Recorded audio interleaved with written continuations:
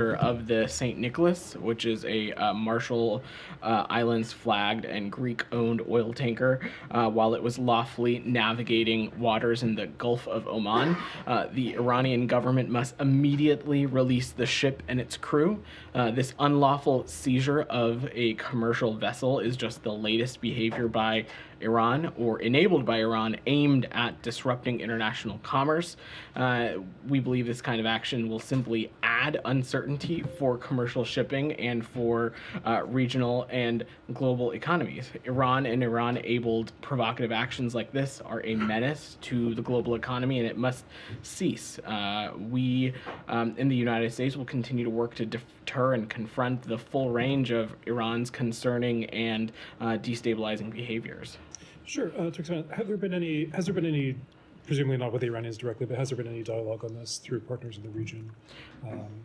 Look, when it comes to countering Iran's destabilizing actions, that continues to be a subject of conversation when it comes to our talks with partners around the world, but especially those in the region who are at immediate impact at some of these activities. And you addressed this in your remarks a bit, but in terms of what this adds to the region, of course, the attacks by the Houthis, how dangerous do you think it is now for shipping, and what how do you see this going forward? Well, the important thing to remember, Sean, is that about 30% of global container shipping passes through the Red Sea, passes through that part of the world. So, of course, these kinds of actions are just going to put further burdens, add further uncertainty to global supply chains, to global economies, potentially even making it more burdensome to working families around the world. So, which is why the U.S. is continuing to, in close coordination, we'll discuss with our regional partners about appropriate steps that can be taken. Could I switch to a different topic? Or do you have something? Yeah. Tanker, Go ahead. The Iranian UN mission said that this was a lawful undertaking sanctioned by a court order that corresponds to the theft of Iran's oil. I was wondering if you have any response to that, or just more broadly, like whether you expect continued oil sanctions evasion or for things to be even more escalated like this in the future. Well, let me say a couple things. First, as it relates to any seizure, I would refer you to the Department of Justice, who can speak more about that, and specifically on the Suez Rajan case. But broadly, Jenny, it's important that to be incredibly clear that the United States continues to vigorously enforce our sanctions on Iran, including our sanctions on Iran's oil and petrochemical trade. As we have been warning for some time, including in a detailed business advisory to the industry in December, that would-be buyers of Iranian oil put themselves at risk of exposure to U.S. sanctions. And we take this opportunity to remind businesses that they must be vigilant to make sure that their supply chains are not exploited by the IRGC and that other sanctioned entities to conduct illicit activity or to evade U.S. sanctions as well. On this, Yeah, is it go an ahead. American ship or not? As I said, it is a Marshall Islands flagged vessel and a Greek-owned. And will there be any reaction if they don't release the ship? Michelle, it should come no surprise to you. I'm not going to preview any actions from up here. But again, when it comes to countering Iran's destabilizing activities, in this case, its activities, particularly in the maritime space, we will continue to consult closely with our partners in the region about appropriate next steps that can be taken to hold the Iranian regime accountable. Anything else on this before I go back to Sean, who wanted to switch topics? Sure. Go ahead. The ICJ. Sure.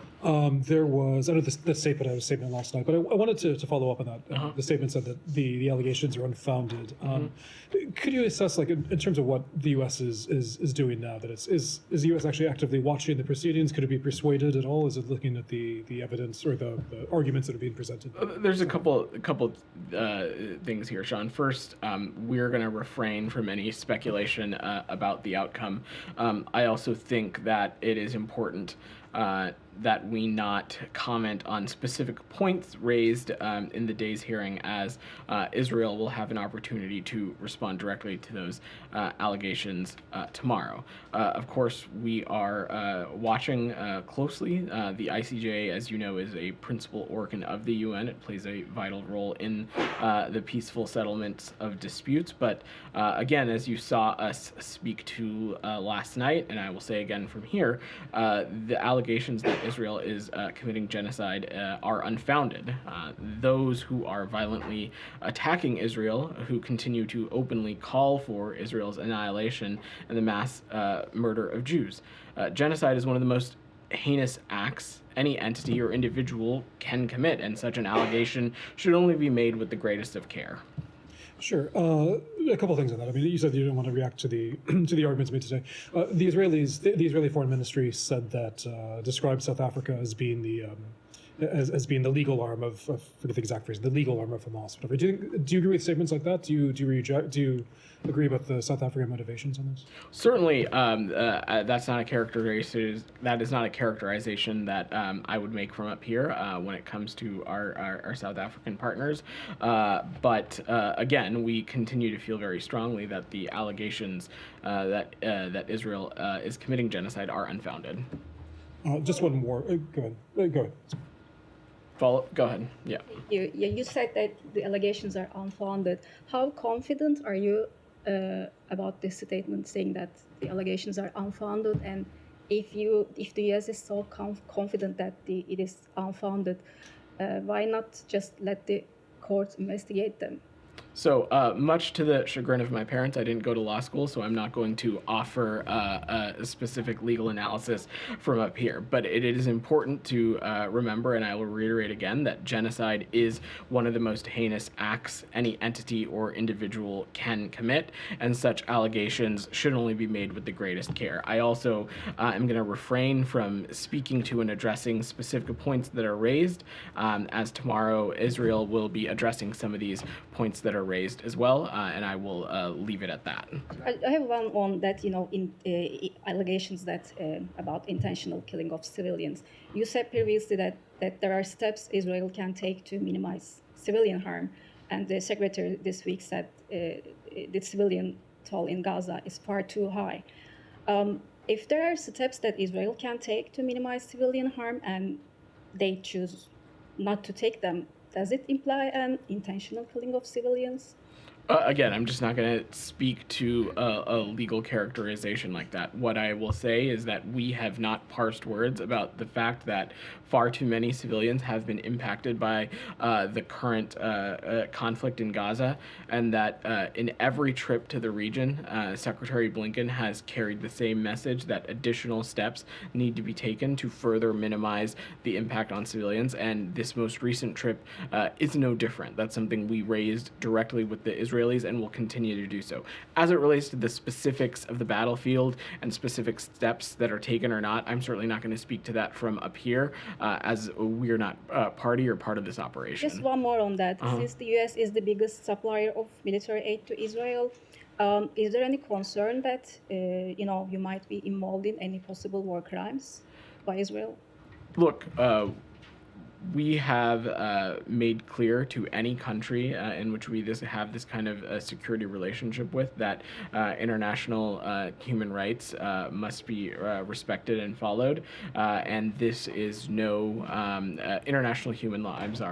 Needs to be followed, and this, of course, is this case is no different. And we've made that clear to the Israelis that again, steps need to be taken as often and as frequently and as strongly as possible to minimize this conflict's impact on civilians. Follow up on Gaza? Olivia's had her hand up. Go ahead. On the same region, I'm assuming. Yeah. Yes. Secretary Blinken from Cairo said this morning that one of the main takeaways from this trip was Israel agreeing to the UN assessment of northern Gaza to establish the conditions for when Palestinian citizens could return there. When is that assessment supposed to begin? How long is it expected to run? And what assurances has the U.S. received that Israel will agree to abide by any recommendations that the UN makes there?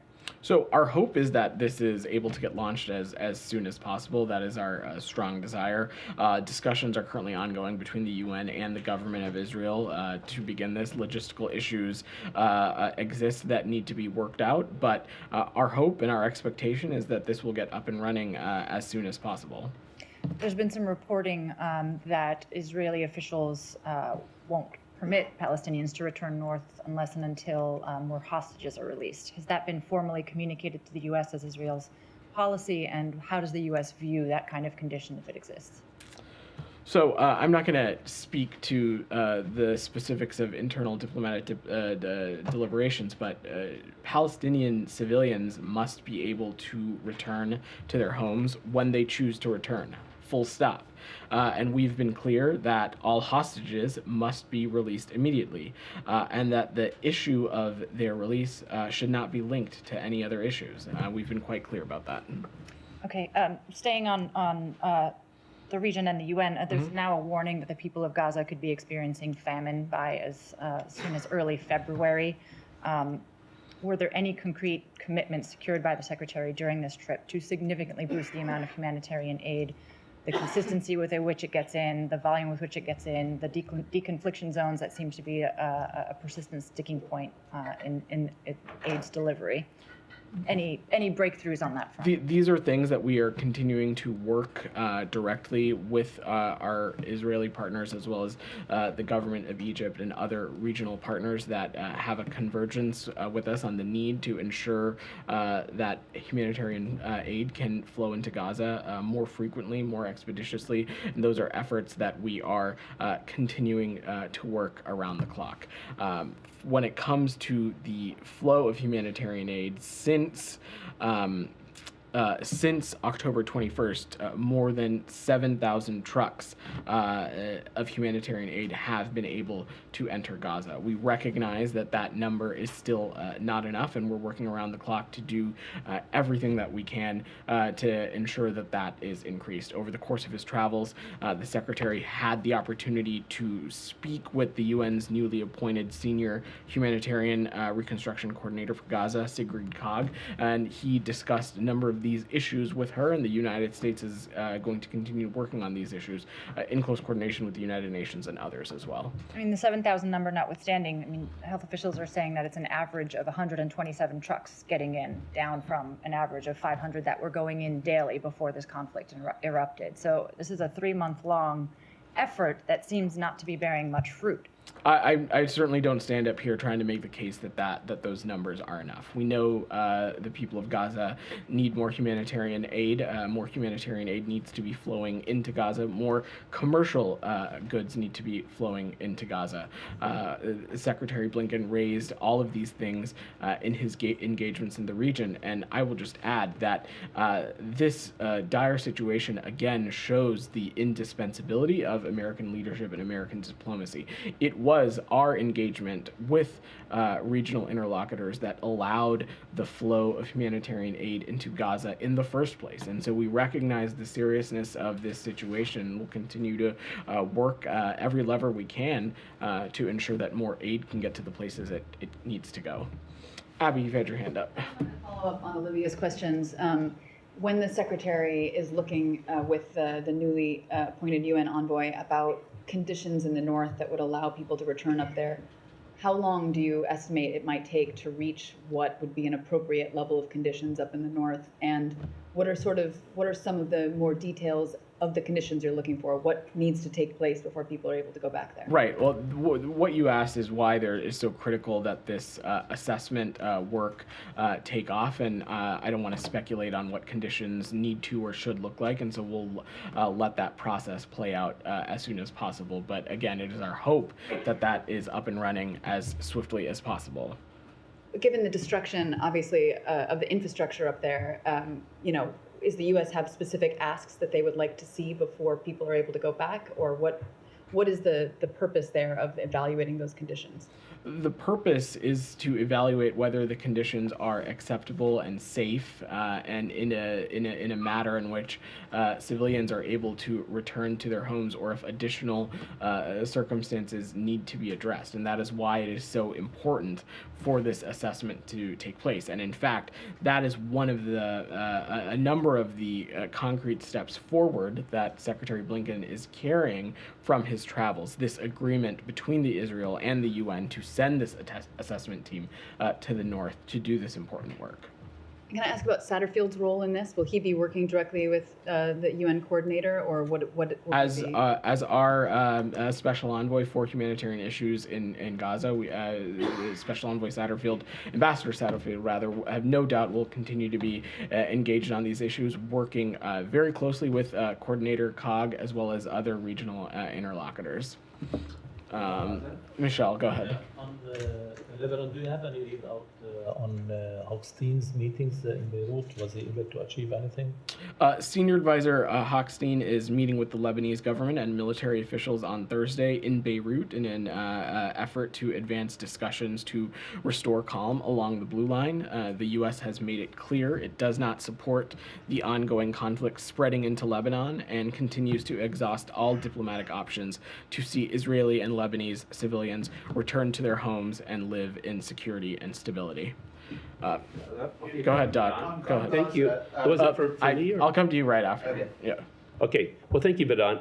Since Associated Press and CNN questioned the legitimacy and accuracy of the Hamas-controlled health ministry Gaza death statistics, and CNN stating that they cannot independently verify the number of Gaza deaths, how can Secretary Blinken justify trusting in these unverifiable death statistics, since this Hamas-controlled health ministry never distinguishes between civilians and combatants, nor how Palestinians were killed, whether from Israeli airstrikes and artillery barrages or other means like errant Palestinian rocket fire? It describes all casualties as victims of Israeli aggression. I have a follow-up. When it comes to civilian casualties, when it comes to civilian casualties, any number above 0 is one that is heartbreaking for us.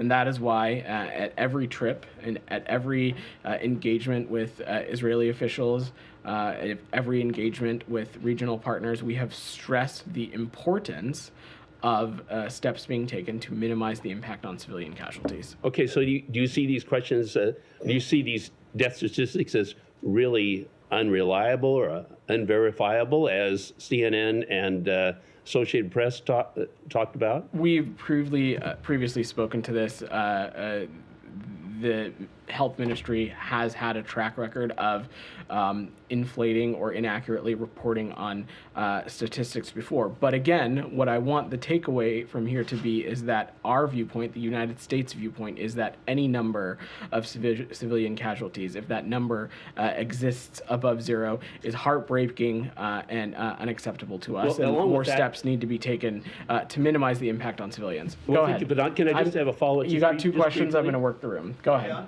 On the Gaza issue, in 2022, the US filed a brief of intervention in Ukraine's case against Russia in the ICJ. Why are the circumstances different that the US would not file such a brief or support South Africa in its action against Israel? What are the points of difference that the US has decided on to adopt these very different positions? Every conflict is different, and how and whether there is a ground to make a determination or not is based on specific facts and law.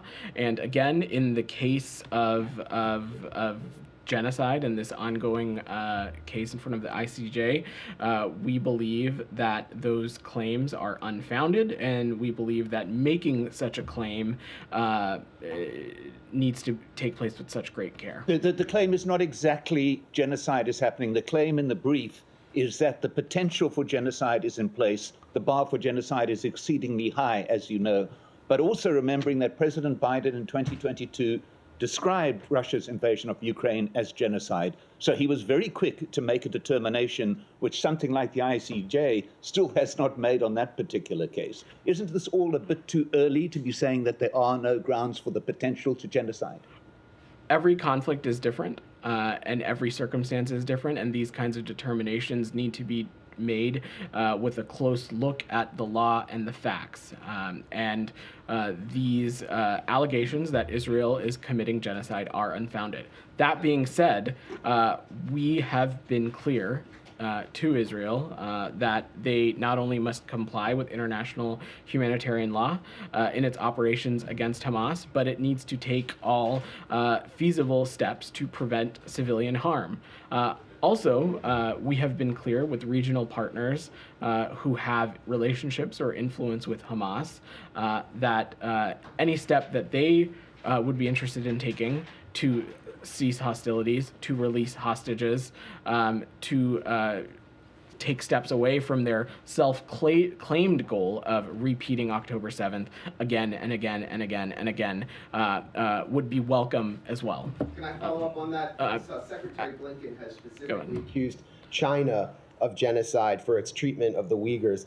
But Blinken didn't point to any mass killing there. According to Euromed Monitor, 4% of the entire population of the Gaza Strip is now dead or injured. In just 90 days, 65,000 tons of munitions have been dropped on the Gaza Strip, 3 times what was dropped on Hiroshima. You have evidence of industrial-style killing. The South African legal team presented 20 minutes straight of statements on the record by Israeli leadership expressing the intent to commit genocide, for example, referring to the Palestinian population as Amalek. So how can you explain this discrepancy between Secretary Blinken accusing China explicitly of genocide with no mass killing, presenting no evidence of the mass killing of Uyghurs, and then dismissing out of hand the potential that Israel could be committing genocide in the Gaza Strip, calling it unfounded? How do you explain this discrepancy?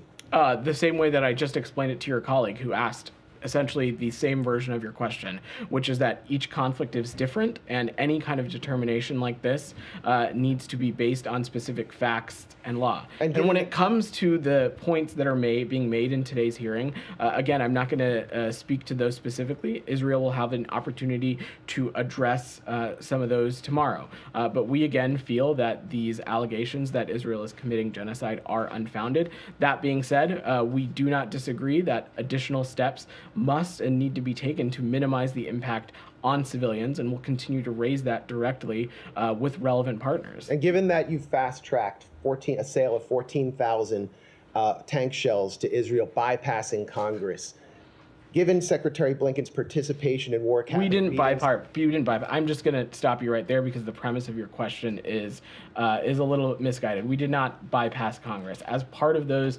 as part of that, there is appropriate congressional notification that happens, and we complied with those appropriately. Okay, more and more members of Congress are demanding oversight because they're not getting adequate oversight. But no one disputes that the U.S. is isolated in protecting Israel as it conducts this operation, as it calls it, in Gaza. No one disputes the direct U.S. role. So the question is, does Secretary Blinken, who went to Israel first, declaring he was there as a Jew, identifying with the ethno-religious character of this state, which is now standing accused of the potential to commit genocide, is Secretary Blinken concerned that ruling in favor of South Africa in this case could set the stage for his own prosecution or that of your colleagues? I'm just not going to get ahead of hypotheticals, and you probably shouldn't either. Jackson, go ahead. Thanks, Vedant. A few questions. One, is the department worried about China interfering in the Taiwanese election? Is the state communicating with Beijing about the administration's upcoming delegation to Taiwan? Next one is, given the crucial relationship between the Secretary of Defense and the Secretary of State, when did Secretary Blinken learn of Secretary Austin's hospitalization? And finally, what is the State Department's protocol if the Secretary of State is unable to fulfill his duties due to specific reasons like being hospitalized? Let me try and speak to those. First, as it relates to your question about upcoming elections in Taiwan, we've been very clear about our opposition to outside interference or malign influence in Taiwan's elections. We also have deep confidence in Taiwan's democratic process and believe it is for Taiwan voters to decide their next leader, free from outside interference, and I will just leave it at that. As it relates to your questions about protocols and Secretary Austin, Secretary Blinken spoke to this in Doha, so you should make sure to catch the transcripts on travel. But as he said, he did not know about the circumstance. But beyond that, as it relates to processes that exist at the department, I'm not going to get into hypotheticals, but we have a process in place to ensure that should the secretary be not in a position to execute the duties of his post, that the role be appropriately delegated to the senior officials that exist in this department that fall in the relevant chain of command. Part of that also includes notifying the public as appropriately should we need to. But again, I'm not going to speak to that process in much more specificity. But don't the American people deserve to know the process given what just happened at the Pentagon? Is this really the time for being opaque, with all due respect? Again, I'm just not going to get into hypotheticals. We have a process in place should we ever need to rely on it. Thank you. Cindy, go ahead. Ecuador. Ecuador's president met with diplomats in Quito and put into motion several measures to respond to the violence. Can you talk about how the U.S. Plans to support Ecuador in this? And if part of it is intelligence support, could you talk about who the U.S. believes is directly responsible for this latest intense wave of violence? Thanks for your question, Cindy. I don't have any assessments to speak to from up here, but I will note that we are coordinating closely with President Noboa and the Ecuadorian government and stand ready to provide assistance. If you allow me, as it relates to our embassy and consulate posture and as it relates to our personnel, we've canceled all routine consular appointments and mission staff are operating at a maximum telework posture through January 12th. Beyond that, we are monitoring the situation closely, and we have been in touch with a number of U.S. citizens and are providing all appropriate consular assistance. Can you talk more about Can I just follow up briefly? Go ahead. what kind of aid? Exactly. What I mean, they've said U.S. assistance really ready to help, and what type of help could actually go to it? I don't want to get ahead of this process, and of course the government would need to, of course, request aid before we could provision it, but the point that I'm making is that we stand ready to provide assistance and are continuing to work closely and coordinate closely with the president and the government there as well. Go ahead. Just to head back to the Middle East, if I may, I wanted to ask how far the parameters of normalization with Saudi Arabia have shifted since October the 7th and the war in Gaza. Prince Khalid bin Bandar, the Saudi ambassador to London, gave an interview with the BBC this week where there was a very clear shift in tone and emphasis. He talked about we've been willing to accept Israel for a long time, a reality that's there that we have to live with, but we can't live with Israel without a Palestinian state.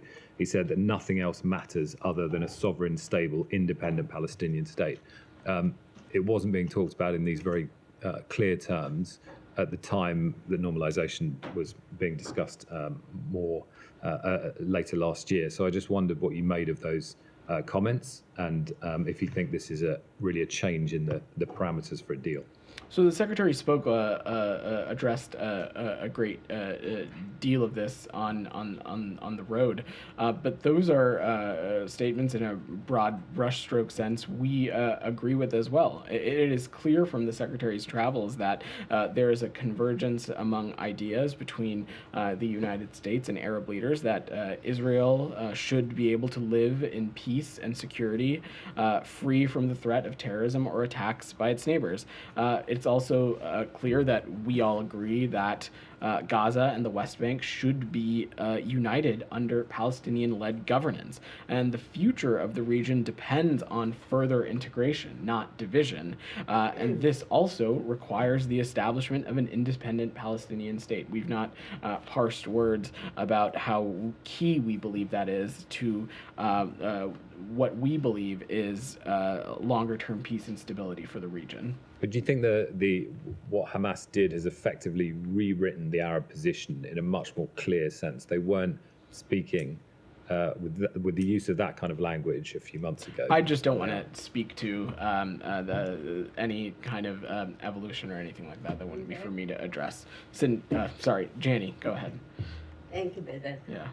The UN Security Council resolution meeting on violation of the arms trade between the North Korea and Russia ended without a conclusion yesterday.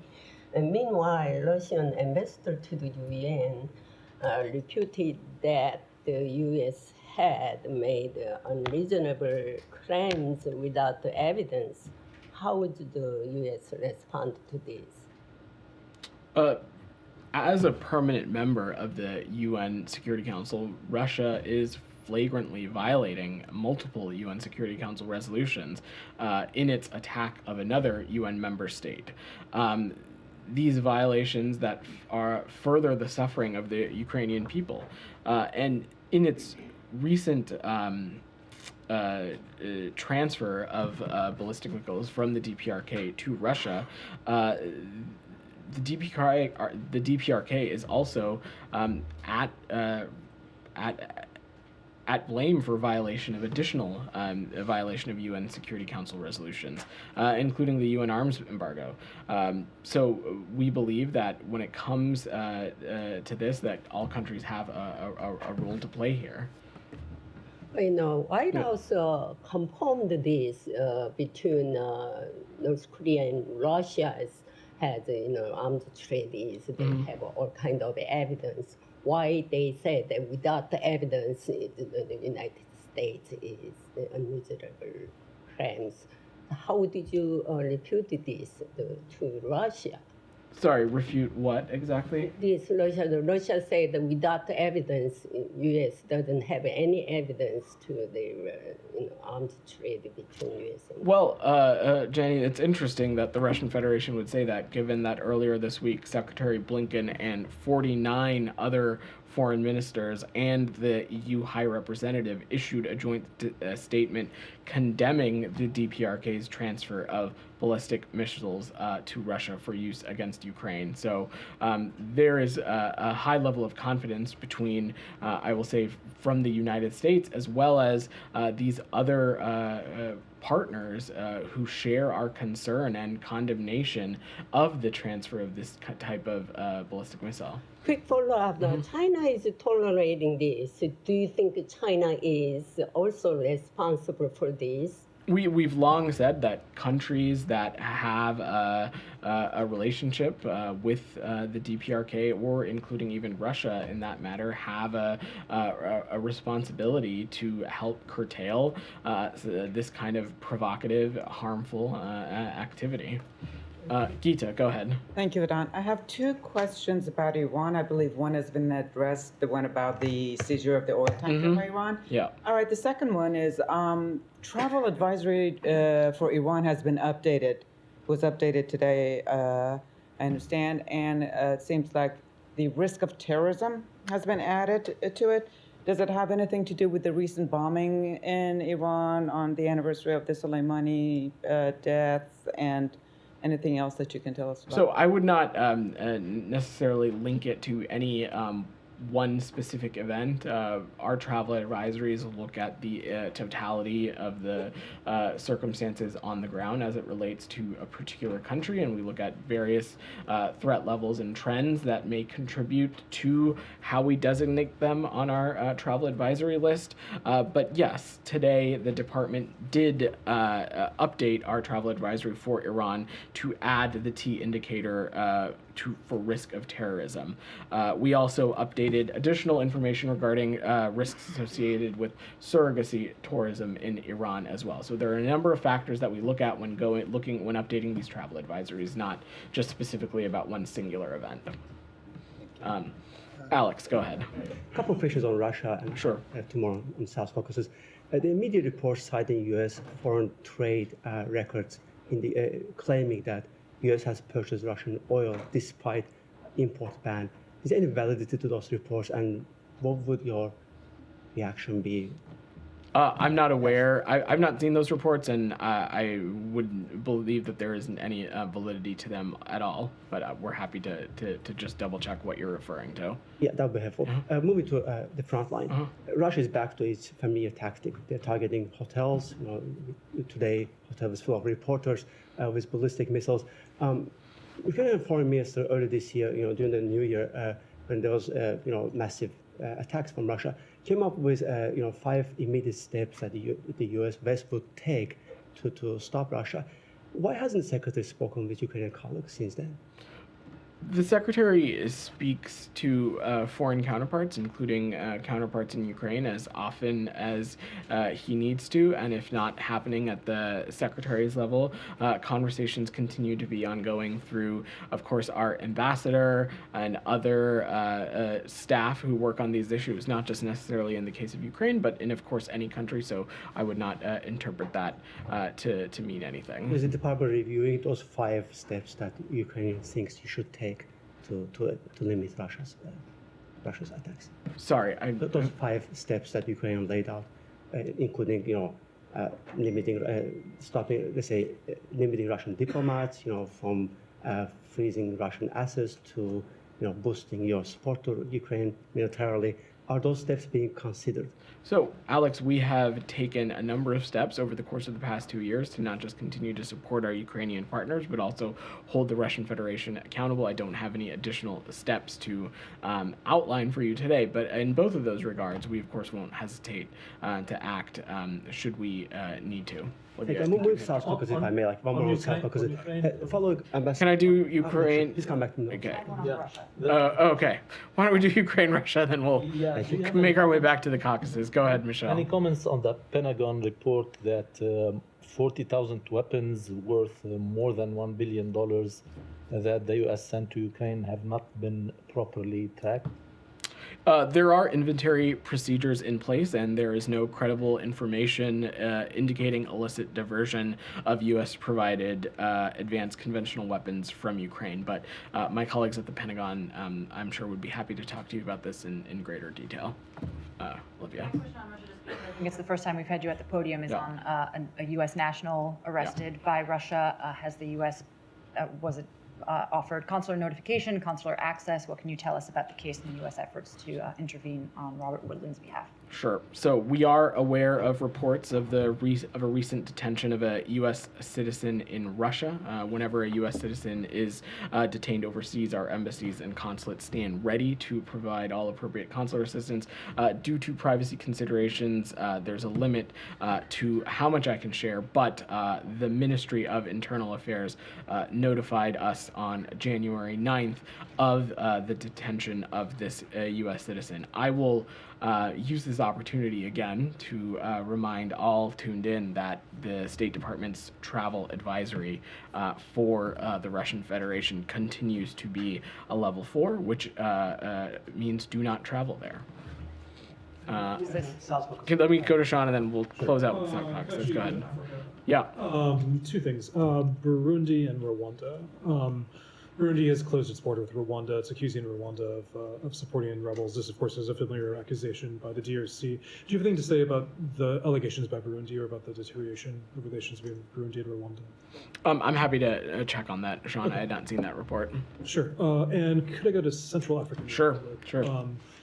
Bancroft, the private U.S. group. There have been reports, and I think it's said that he's considering some involvement in Central African Republic. Do you have anything to say about this, whether the U.S. government has a position on it, and if it does, if this is correct, I mean, whether this is a challenge of sorts to Wagner, the Russian group there? Sure. Let me say a couple things. First, the State Department was not involved in the reported decision of Bancroft Global Development to establish a purported presence in CAR, nor has the State Department sought the involvement of any private military company in CAR.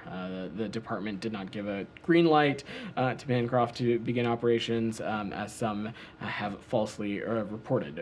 We're committed to partnering with the Central African people, and will continue to engage closely with the CAR government and international partners to achieve our shared objectives of a peaceful and prosperous Central African Republic that respects human rights and the rule of law. And I would just add on top of that, John, broadly, not as it relates to this particular incident, as you well know, that when it comes to private entities, private enterprise corporations operating in any country, there are business advisories that the interagency puts out that exists that would serve as a resource, but certainly the department's not involved in any green lighting of any sorts. Sure. Just to expand on that, it's not involved in any green lighting. Does it have any concerns about this? It's a private company, obviously. I just wouldn't comment on that.